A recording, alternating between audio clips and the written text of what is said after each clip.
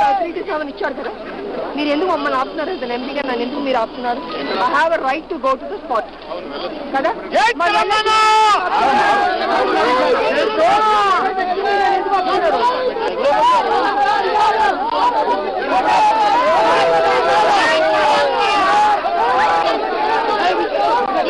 ప్రశాంతంగా మార్చి నిర్వహిస్తున్నా పోలీసులు అడ్డుకుంటున్నారంటూ మండిపడ్డారు. ఇది దారుణం. 3 నుంచి 7 వరకు పర్మిషన్ ఇచ్చి నిలబెట్టుకోకుండాను మొత్తం ఉద్యమాన్ని నీరు కార్చాలని, కుట్ర చేయాలని, ప్రోగ్రాం జరగకుండాను ప్రతి ఒక్క కార్యకర్త తెలంగాణ బిడ్డలు 10 జిల్లాల నుంచి వాడు ఈ ప్రోగ్రాంకి వస్తే అందరినీ తల పగలగొట్టి రక్తాలతోటి దారుణంగా ఉంది నిజంగా పోలీసుల అరాచకం. ముఖ్యమంత్రిగా దీనికి సమాధానం చెప్పి పర్మిషన్ ఇచ్చి అడ్డుకోవడం ఏంటి? అన్ని దారి బ్లాక్ చేశారు.